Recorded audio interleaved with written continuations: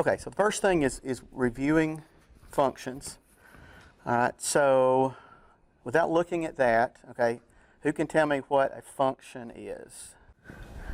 All right, here it is. Definition of a function. A function, f, is a rule that assigns to each value x in a set D a unique value denoted f of x.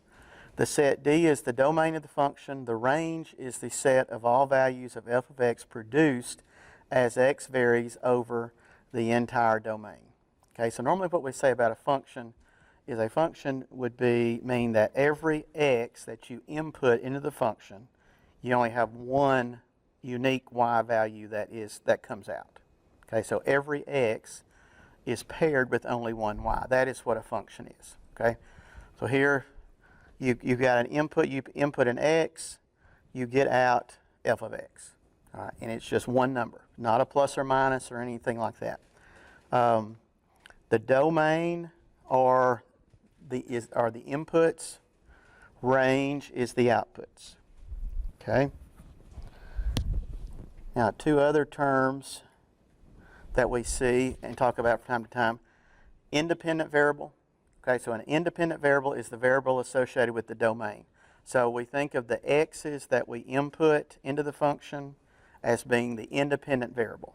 Okay, and then the y value or the output is dependent variable. All right, so the output depends on what you plug in. So x is independent variable, y is the dependent variable. Okay, and we can just use y, or we can use that function notation f of x. F of x is the same thing as y. All right, so any questions up to that point?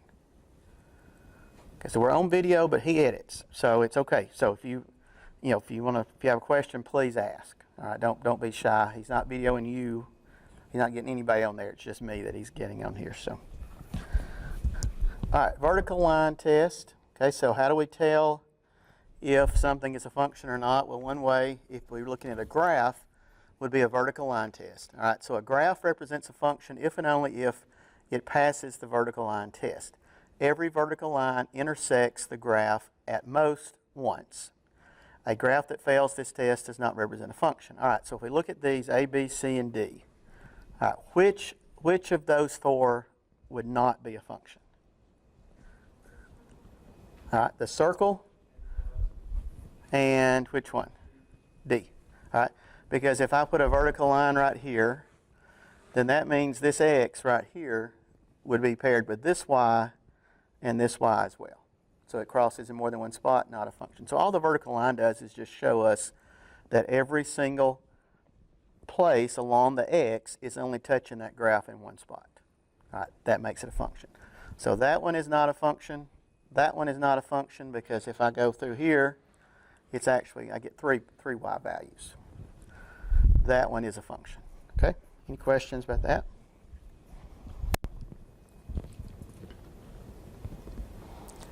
All right, domain and range.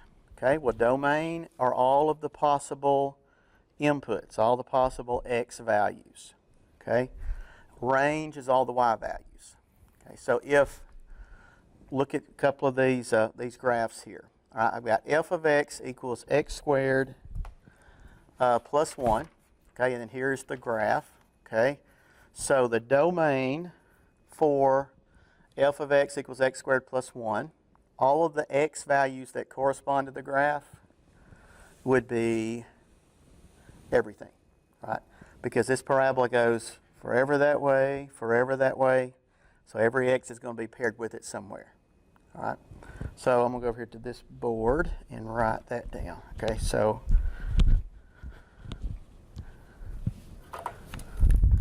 the domain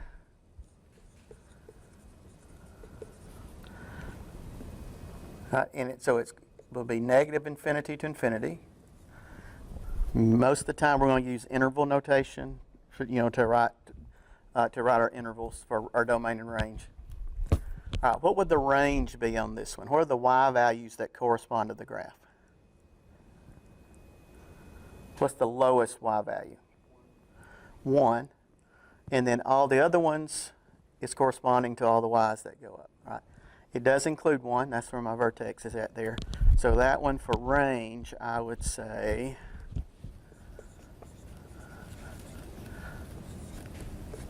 from 1 to positive infinity. Okay. Any questions about that? All right. So that's a parabola, and that is actually a polynomial function. All right. And I think in a minute we'll actually kind of define that a little better. But any polynomial function, the domain is always going to be all real numbers, okay? Because you can plug anything into that. All right. This is a square root function. All right. G of x. All right. So what is true about a square root? Or what can we not have under a radical if it's a square root and be a real number? A negative. All right, so you can't have a negative under there. Now, as long as the root is an even root, so if it's a square root, 4th root, 6th root, 8th root, whatever, then if you have a negative under that root, then it's a complex number. All right? We're only really looking at real numbers here, right? So square root, that number underneath there cannot be a negative. All right, and here's the graph of that, which is actually it's a semicircle, top of a circle here. All right, so if the bottom part would be a negative of that, right? So domain would just go from -2 to 2, so that's going to keep that underneath there from 0 to 2, or to 4, right? And then the range would be 0 to 2 as well. So, or 0 to 2. So for that one, I would say domain -2 to 2, and then the range would be 0 to 2. Okay? All right, any questions about that one? All right. One more of these. H of x equals, and now I've got this. All right. This is a rational function. All right. You've got a polynomial divided by a polynomial. So it's a fraction. All right. Rational ratio fraction. Okay. If you've got a fraction, what can you not have in a fraction and it be defined?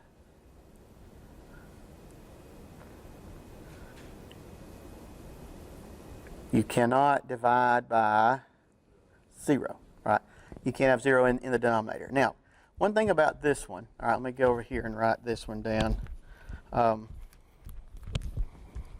right, if I've got h of x equals x squared minus 3x plus 2 over x minus 1, all right? I can reduce that, okay? Because that quadratic on the top, if I factor it, it will factor to be x minus 2, x minus 1, okay? And then this factor of x minus 1, those will divide out. So I get h of x equals x minus 2, okay? Now, what does the equation of this look like? What's the shape of this? This is like y equals x minus 2. What would the graph of that look like?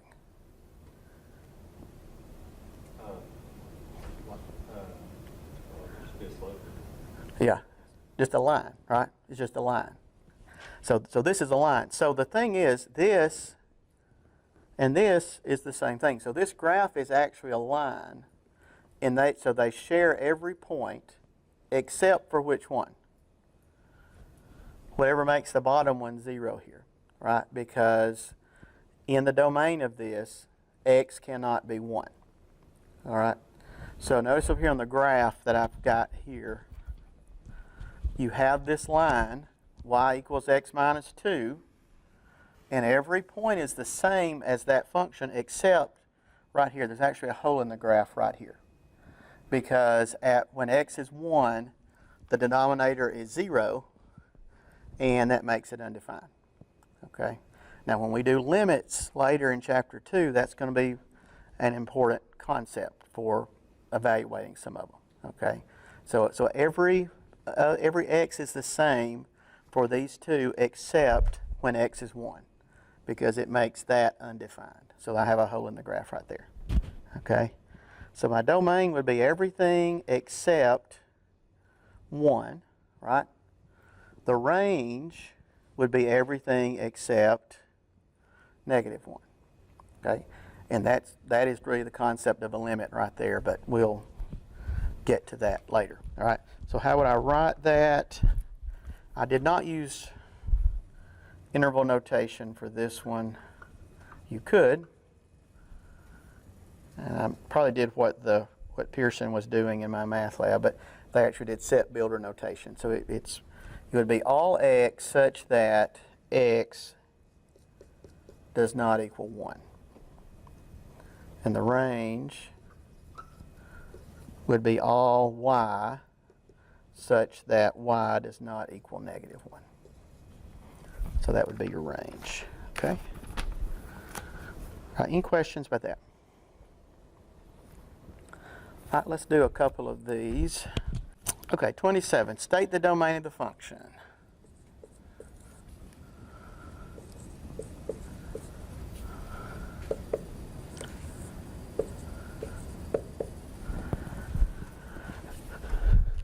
All right, what would be my independent variable on this one?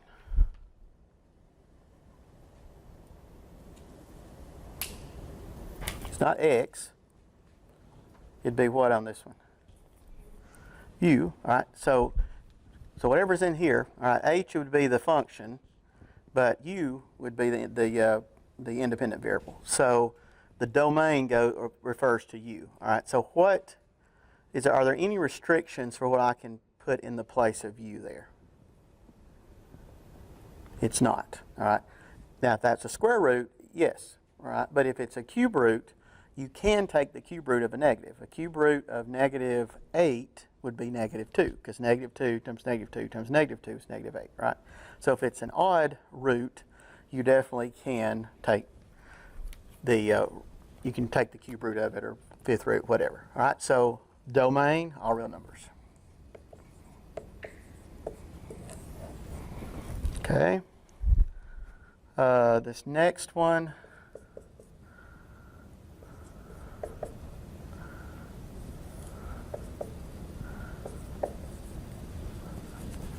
this one is a fourth root, an even root. So that one,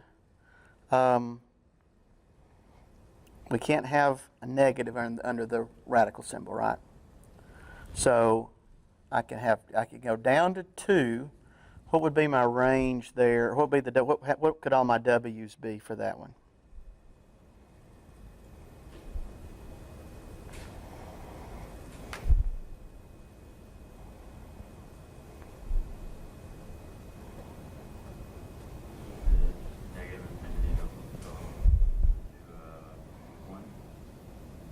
Okay. Can it be,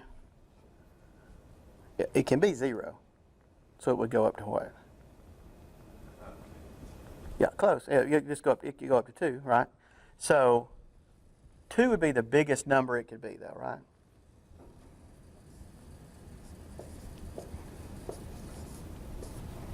Any negative number would be fine.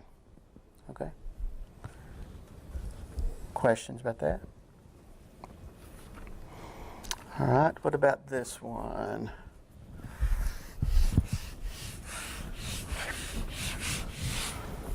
Say we've got f of x equals 9 minus x squared to the 3/2 power. Okay. So we've got a fractional exponent, okay? So to review just a minute, what does a fractional exponent do? Or what is the 3, what is the 2, what did those do? All right, anybody remember? What about the 2?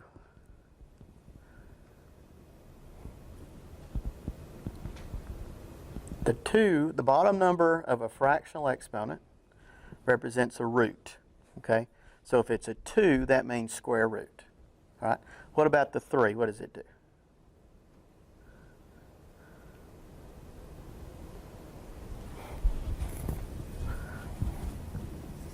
So we have 8 to the 3/2 power. What does that equal? Well, that's the same thing as 8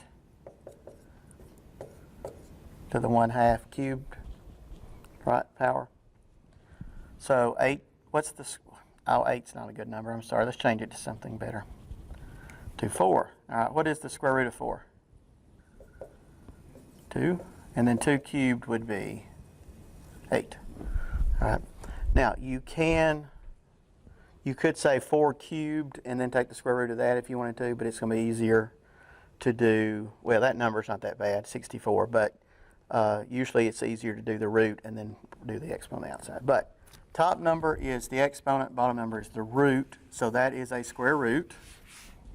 Okay, so what does that mean as far as the domain goes? Well, the highest that x can be would be 3, right? That'll give you 9. What's the lowest x could be?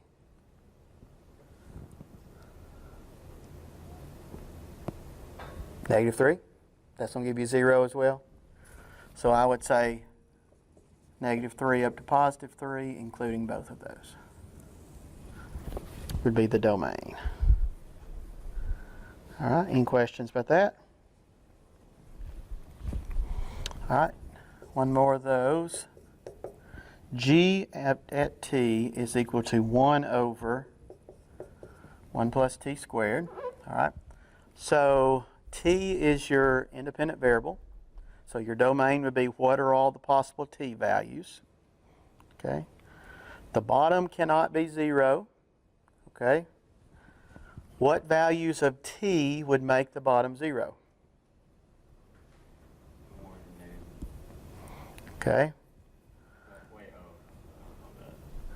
Okay, t squared, if t squared was -1, then that would work, right? If I set t squared equal to -1, what does that give me?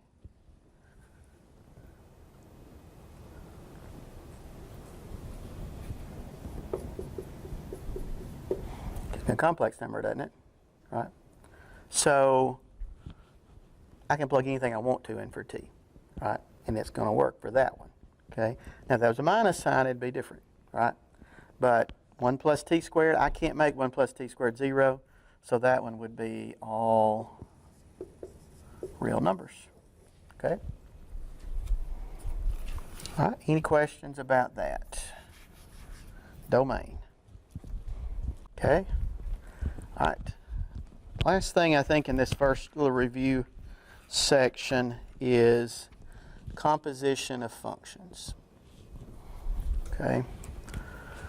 When we do derivatives later, chain rule, we're really doing kind of a composition of functions with those. So it's an important concept. All right. So composite functions. Given two functions, f and g, the composite function, all right, and then this is the symbol, use that 0 type symbol, right, is defined as, so if you've got f composite g of x, that is the same thing as f of g of x. Okay? So the second one is the inside. So you take the second one and put that one inside the first function. It is evaluated in 2 steps. The domain consists of all x in the domain of g such that u equals g of x is in the domain of f of x. All right? So if your, so right here, if your g function, the domain is restricted, then that's going to affect the domain of the f. Okay? So you have to kind of watch that. And then this is kind of an example of this. Okay, so the domain of g is here, and then when you plug that in to f, all right, then this domain for g is outside of the domain for f, so that one is going to be left out. Okay. All right, let's look at a couple of these. So we're going to let f of x equal x squared minus 4. G of x is equal to x cubed. And then capital F of x is equal to 1 over x minus 3.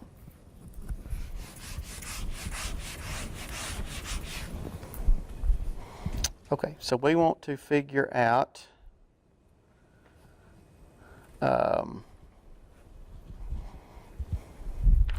first g of f of u. Okay.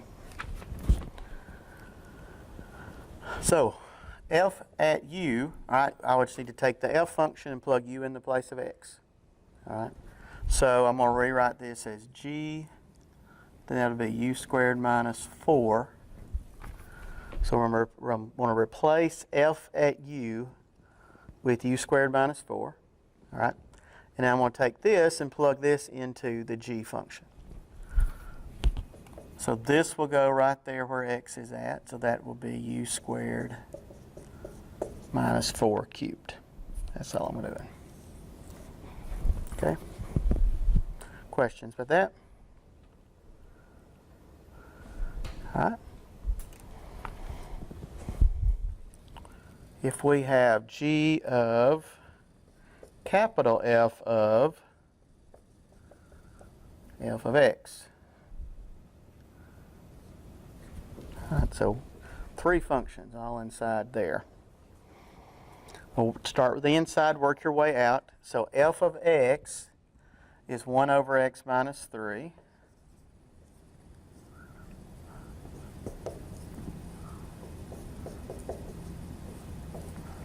So I'm going to rewrite 1 over x minus 3 in the place of f of x.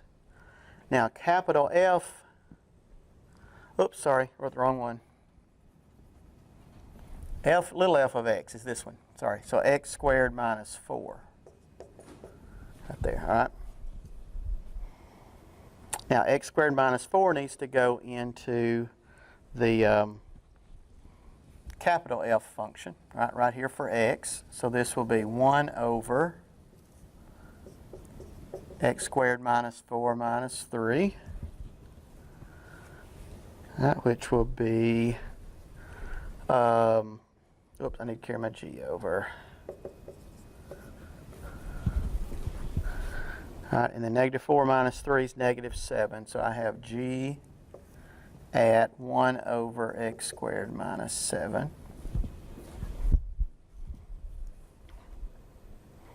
And now plug that into the g function. All right, so this will replace the x and the g function right there. So this would be 1 over x squared minus 7 cubed. We can just leave the answer like that. It's fine.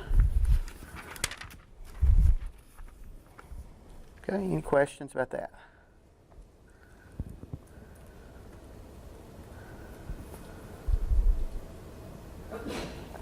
All right.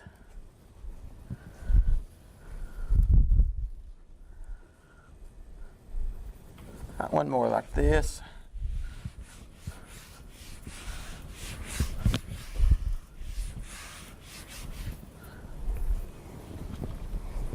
All right, let's say we've got f of x is equal to absolute value x.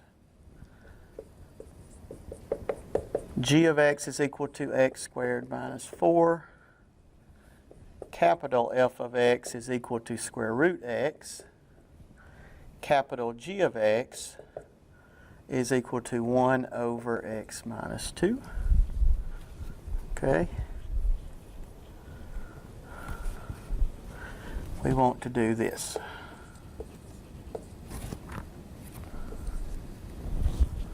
Okay.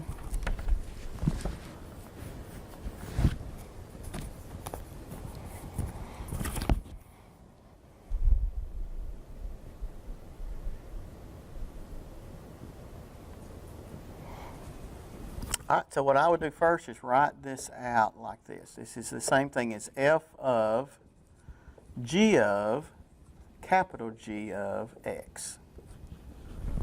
Okay, so that's written with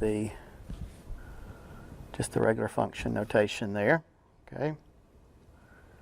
Now, start from the inside, work your way out. So capital G of x is 1 over x minus 2.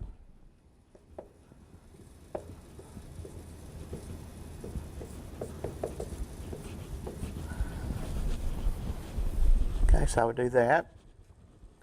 Now, what is G at 1 over x minus 2?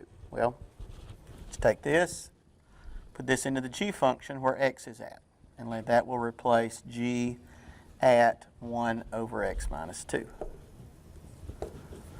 So that would be 1 over x minus 2 squared minus 4.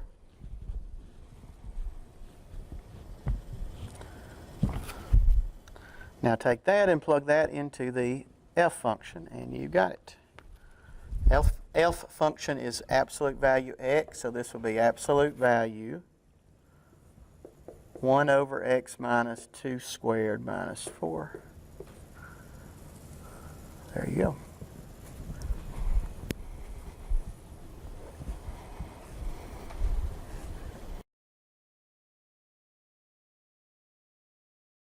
Because we didn't use capital F, which was square root, it's just x can't be 2. So if you're going to write the domain of this, which it may ask for, the domain will be negative infinity to 2, not including 2, and then from 2 to positive infinity. So that would be using the interval notation.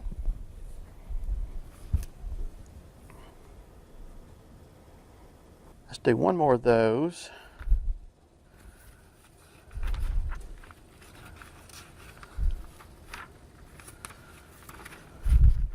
Just a couple more things. All right. Say we've got the composition of G and G. All right, so this is the same thing as G of X.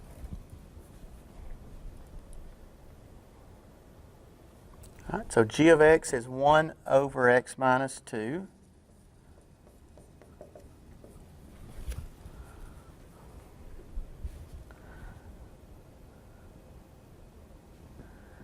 All right, so I just replaced G of X inside with 1 over x minus 2. Now I've got G of 1 over x minus 2. So take the 1 over x minus 2, put that into the G function in the place of the x right here. So this will be 1 over x minus 2 minus 2. Okay.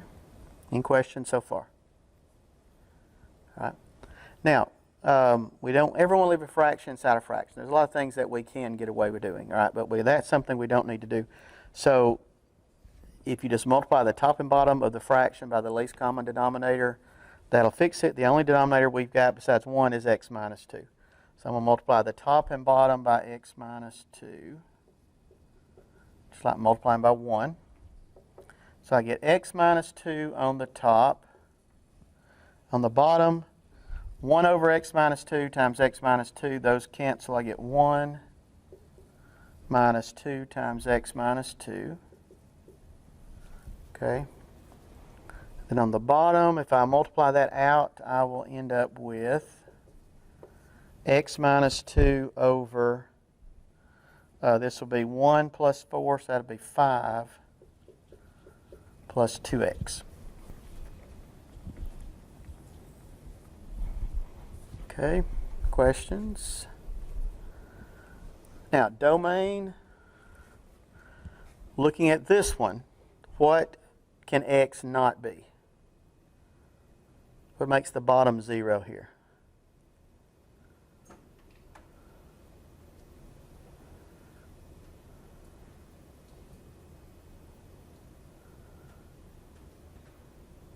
It's back to algebra 1.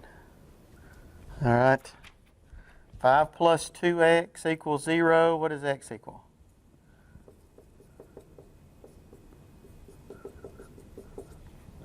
Negative 5 over 2, right? Negative 5 over 2 is what makes that 0. So with your domain, this I did in set builder notation.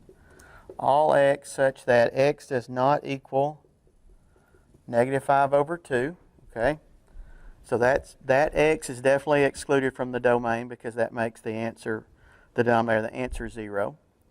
All right? But also notice you have 1 over x minus 2 up here, right? So from this g function, 2 is also excluded from the domain.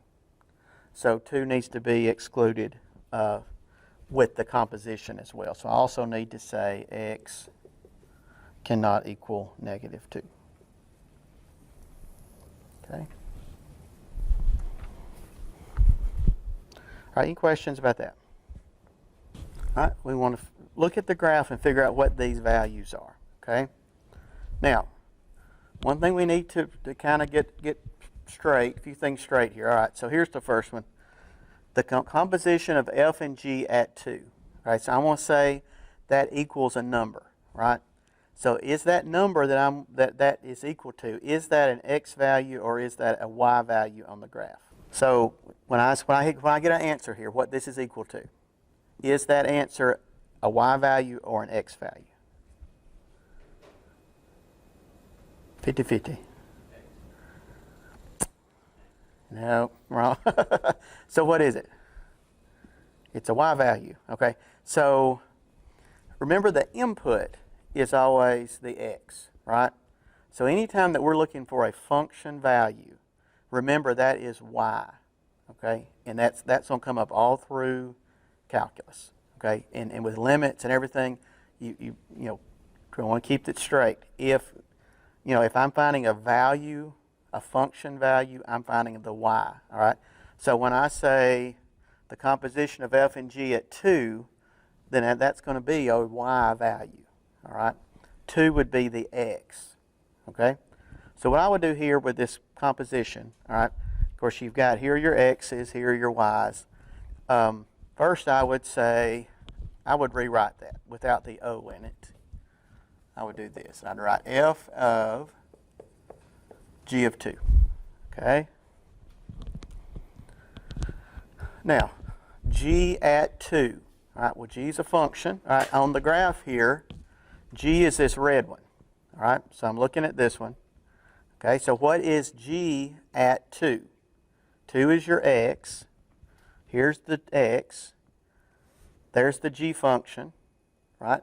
What is the y value at 2 for g? 2. So g at 2 is equal to 2. All right, so I'm going to go over here and I'm going to write 2 in the place of g of 2.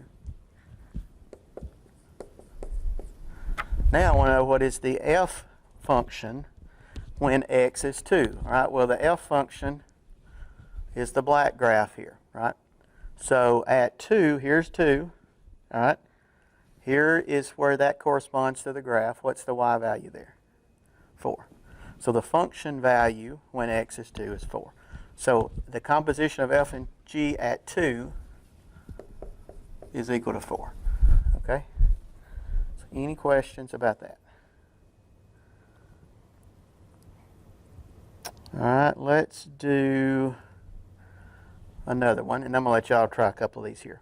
All right, let's look at this next one. All right, so I've got g of f at 2. All right, well, again, work from the middle. Look at the graph over there. What is f at 2?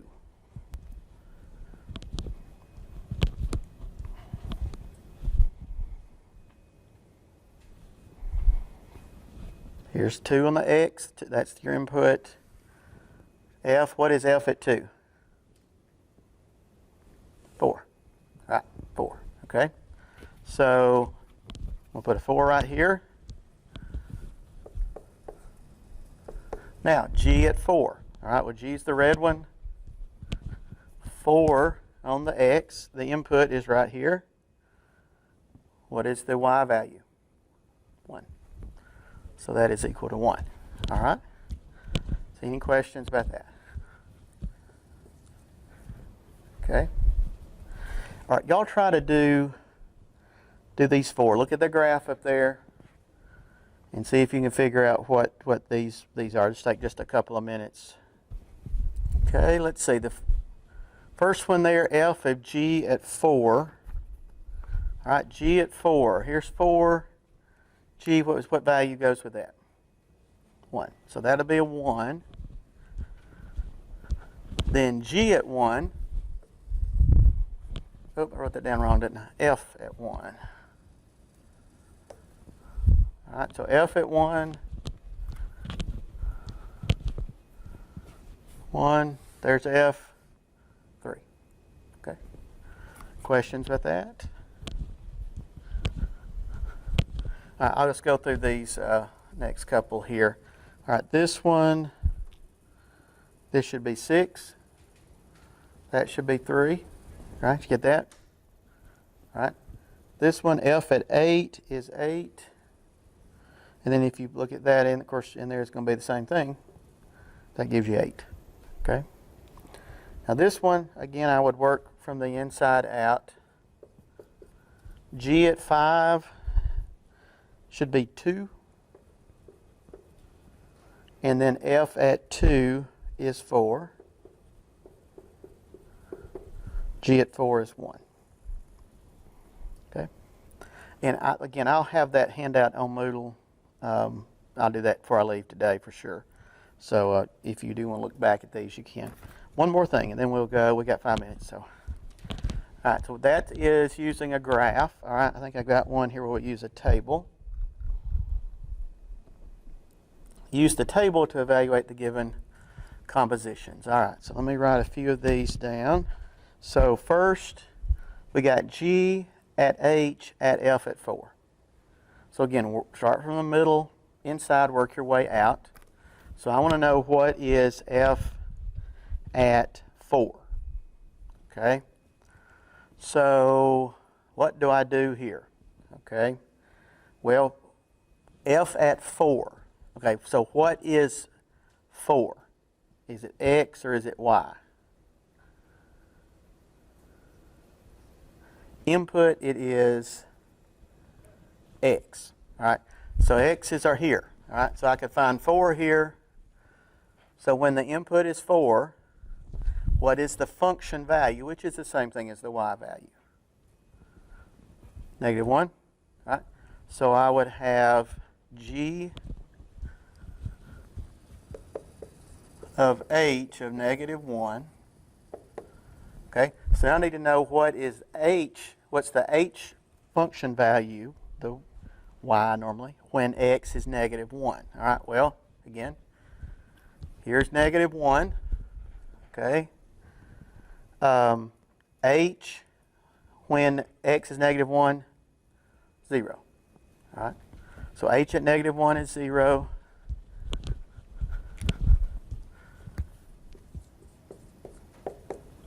All right, now G at 0, X is 0 here, G value is 0 as well. So that is equal to 0.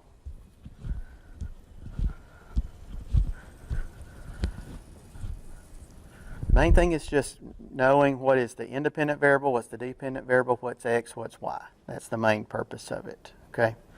Y'all try this one with that table there. Then we'll stop for today. What'd you get for your final answer? 1. All right, that's right. Okay, so G at 2 should have been 3. H at 3 should have been 0. F at 0 is 1. Okay? That is almost all of that first section. So I did not get the first 2 sections done. But next time, Wednesday, we will get started as soon as class starts. No quiz till next Monday. And I will be here on time. I've got a class until till 10:45 in the other building. So I'll try to rush over here. But anyway, any questions or anything? A line through any 2 points on a curve is called a secant line. Okay, so we got secant lines and we got tangent lines. Now, the tangent line is a big deal with calculus that we're going to learn really soon. All right. And whatever the slope of that tangent line is. But we start out with secant lines. Okay, so a secant line, again, is just a line that goes through any 2 points on a curve. Okay, rather than one. One would be a tangent. So notice we come up with this difference quotient as far as the slope of that secant line. Okay, so notice if this is x and this is x plus h plus something, all right, then you've got that, which means that point corresponds with x. That means on your y-axis, remember f of x is the same thing as y, so that would be f of x.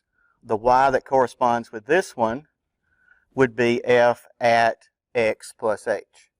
Okay? How do you find the slope of a line? How do you find the slope of a line?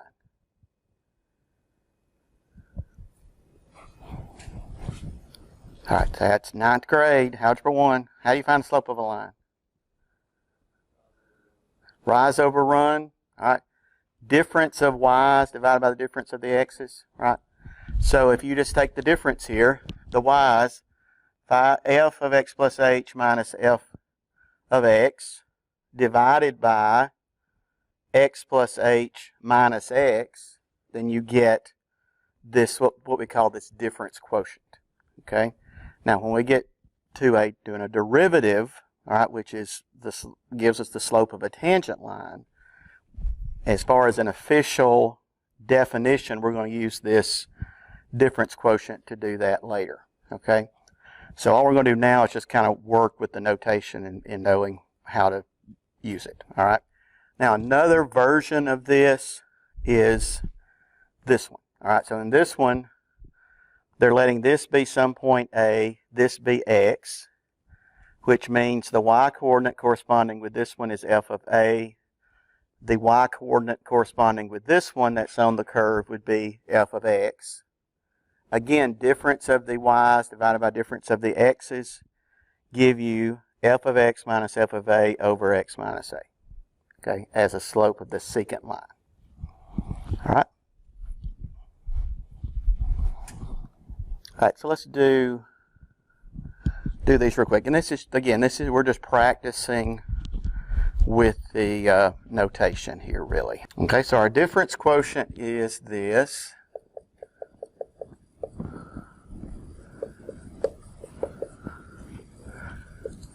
Okay, so we want to know what is that if we have f of x equals 2x squared minus 3x plus 1. Okay. All right, so what we need to do, all right, if f of x is equal to 2x squared minus 3x plus 1, I've got f of x right there, okay? I need to know what f of x plus h is, okay? So I could just do this. What is f of x plus h? Just take the x plus h, plug it in for x in the f function, and that'll get it. So this would be 2 x plus h squared minus 3 times x plus h plus 1.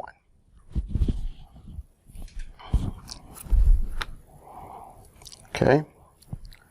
So now if I want to now do the difference quotient here, then I'll just put this in the place of the f of x plus h, this in the place of the f of x. So I would have 2x plus h squared minus 3x plus h plus 1. That would be the f of x plus h, okay, minus f of x. F of x is this. So I will have 2x squared minus 3x plus 1 over, and then h on the bottom. Okay, any questions about plugging that in? That's the big thing students struggle with sometimes is knowing what to put where. Okay, any questions? Need to reduce it. Okay, so here we've got x plus h squared. So this would be, so if you write x plus h out twice, full it out, combine terms, you get x squared plus 2xh plus h squared. And then I've got minus 3x minus 3h plus 1 minus 2x squared plus 3x minus 1 over h. Okay? Now, rather than writing all that over, I'm going to just go ahead and get rid of these parentheses here. Okay, so I will have, this will be 2x squared, 4xh, and 2h squared. Okay, just go ahead and distribute that 2 there.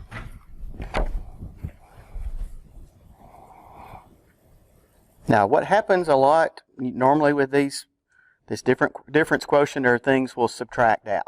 Okay, so notice the 2x squared, this one, and that one, those will subtract off. The 3x and the minus 3x, that will subtract off. Okay, the plus 1, the minus 1 will subtract off. Okay, so now we are left with 4xh plus 2h squared minus 3h over h. Okay. And every time just about you're going to be able to get rid of that h in the denominator. So I will factor an h out. I get 4x plus 2 minus 3 over h. And then the h cancels. So I get 4x minus, oh, need another h there. Okay, so 4x plus 2h minus 3. That just had an h there. Okay. All right, any questions about that? Now, what does that tell me? What, am I just doing stuff, or does it tell me something? What is it? The slope of what? The secant line. Okay, slope of the secant line. And I can plug in an x value, h value, and I can figure out what that would be. Now let's say we've got f of x equals 2 over x. Okay, and I want to know what is that. Okay. So again, first thing, I would go ahead and say, well, what is f of x plus h? Well, that's just going to be 2 over x plus h, right? Put x plus h in the place of x. Okay. Now, f of x plus h is 2 over x plus h minus f of x is 2 over x over h. Okay.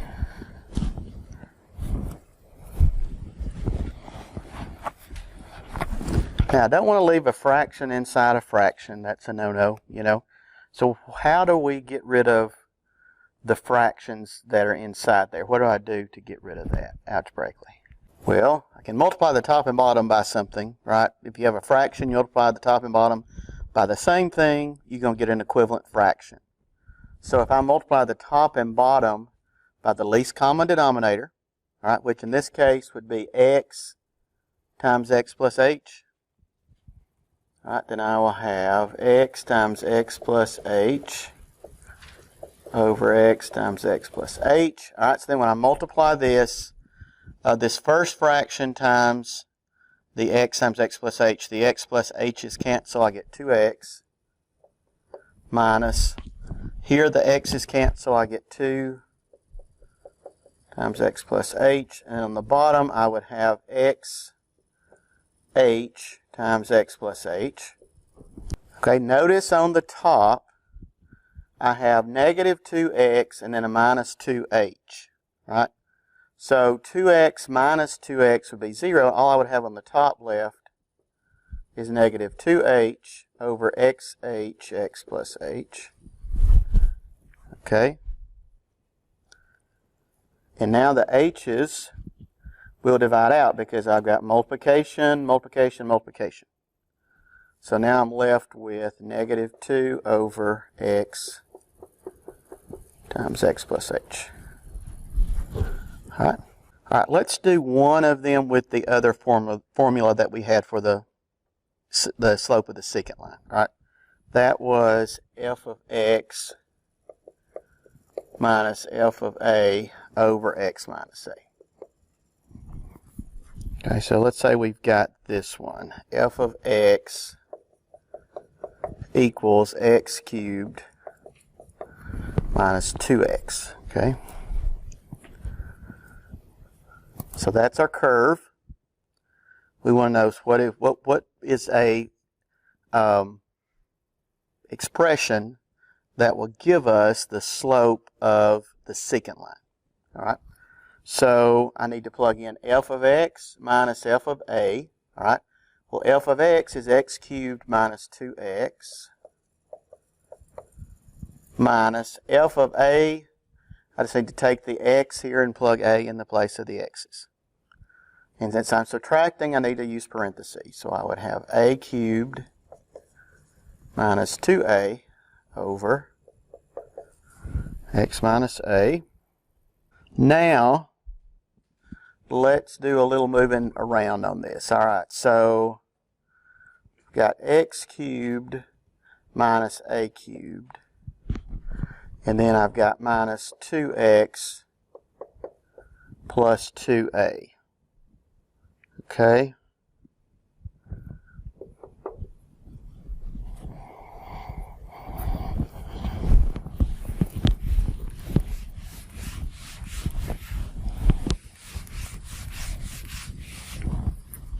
All right, now notice I can factor this.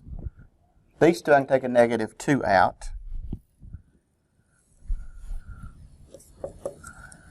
So I would have a negative 2, that would be x minus a. And notice these are the same. I can't cross them out right now, but they're the same. Okay. What can I do with x cubed minus a cubed? Okay. Now, x minus a with cubes is not the same thing as x cubed minus a cubed. Because if you did this, is that what you're saying? You would have to do that 3 times, multiply this out 3 times. That's going to give you a bunch of terms. Okay? But you can break that apart, so. All right, anybody remember? That is a difference of cubes. All right? Do you remember factoring a difference of cubes? Maybe? Okay? It's just a formula. Don't stress over it. Okay? The formula is, and you just got 2 variables there, so it would be x minus a x squared plus ax plus a squared. Okay, and again, it's just that's just a formula.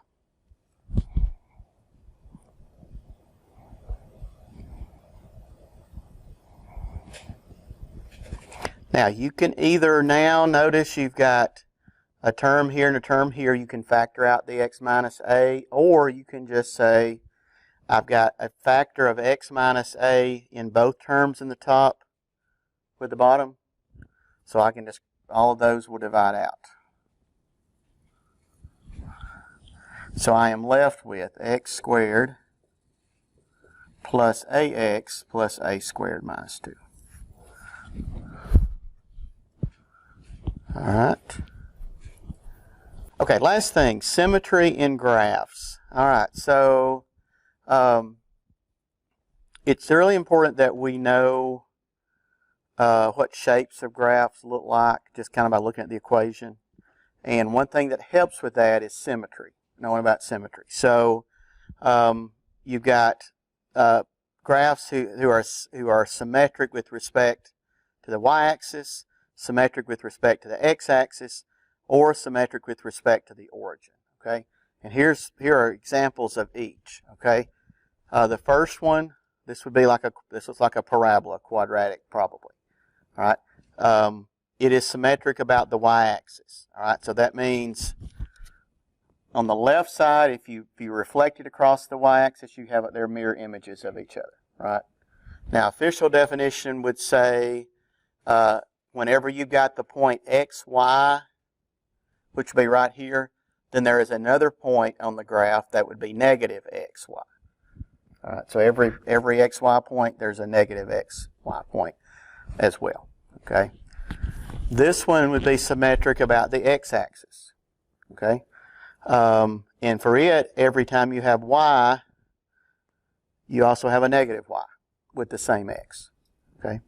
Of course, this is not a function, okay? So as long as it's, if it's symmetric about the x-axis, not a function, okay? Origin symmetry, this would be, thinking of, visually, what you would be doing kind of is taking this corner up here, then if you flip it across the x and across the y, you get this one over here. All right. Every x, y point that's on there, you also have a point negative x, negative y. Okay. So that's the three symmetries. Any questions about that?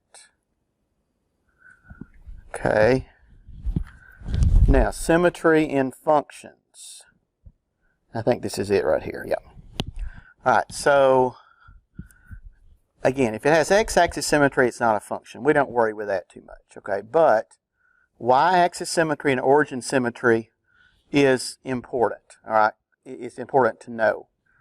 So if an equation has y-axis symmetry, we call that an even function, okay? If a function has origin symmetry, we call that an odd function, okay? So how can we tell? All right, well, the easiest way is to just take f of negative x. So put negative x in the place of x. If you get back just f of x, all right, so you get back just the y there, then it's an even function, y-axis symmetry. If you plug in negative x for x and you get back the opposite of the function, then it has origin symmetry. It is an odd function. Okay? All right. So let's take these and let's look at them. These are just some polynomial functions here. And I think I've just got 3 of them there to look at. And we'll look at the graphs of those two as well. Okay, so to determine if it's even or odd, put negative x in the place of the x. All right, so that means I would have a negative x to the 4th, negative x squared minus 12. Okay, what happens there? What does that mean f of negative x is equal to? Well, if I have negative x to the positive 4 power, what is that going to be? Just positive, right? Negative x to the 2nd power, positive, right? So I have x to the 4th plus 5x squared minus 12. I get the same thing that I started with. I get the same thing as f. That is a even function. It has y-axis symmetry.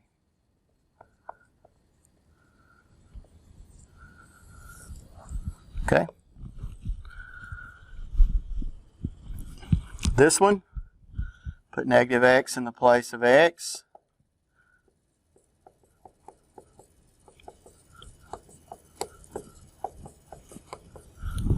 All right, reduce it. All right, if I have negative x to the 5th power, what sign will that be? That's negative. So I would get a negative 3x to the 5th.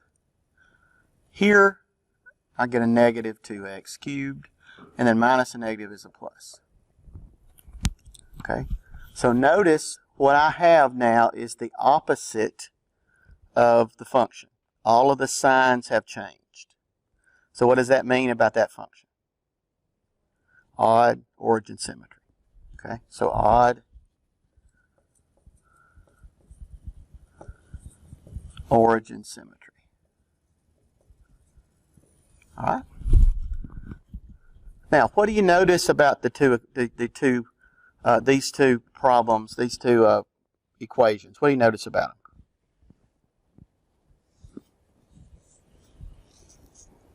We're calling that one even and that one odd. All right, the even one, the exponents are even. What's true about the odd one? The exponents are odd, okay? Now, what about this one? Would that be even or odd? What about the exponents? They're all odd. Does that mean it's odd? Better check it. All right, let's see. Put in negative x.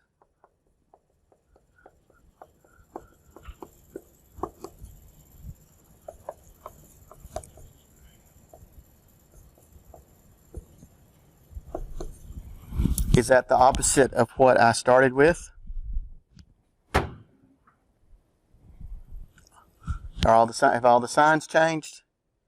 No, almost, but it hadn't. All right, that one is not. All right, so this one is actually neither even nor odd.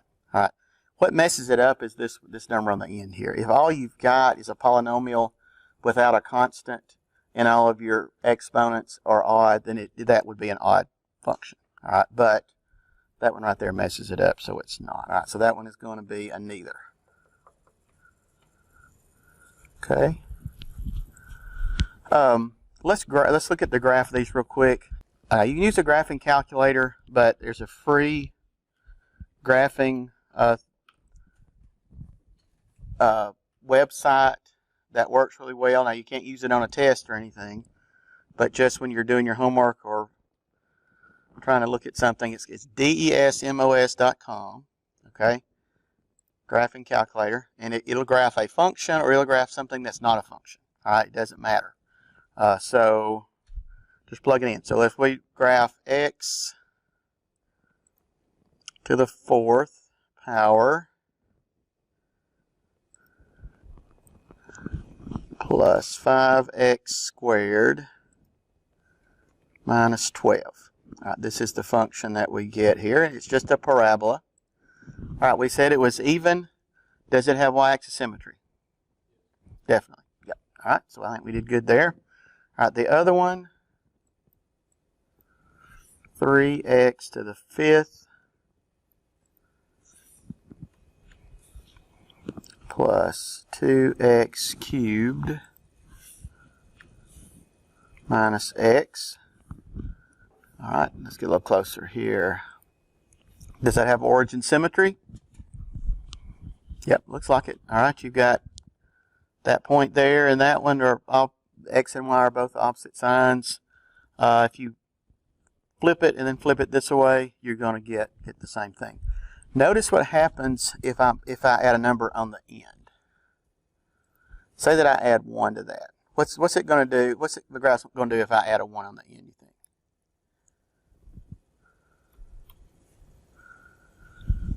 Just moves it up 1, right? That messes up that origin symmetry, right? Because the origin has to kind of go through the origin. And this point that was right here just moved up to that one right there. And that kind of messes it up, right? So that's why that second one over there, that wouldn't be, that wouldn't have that origin symmetry. All right, any questions? That is the first section. We got to get moving.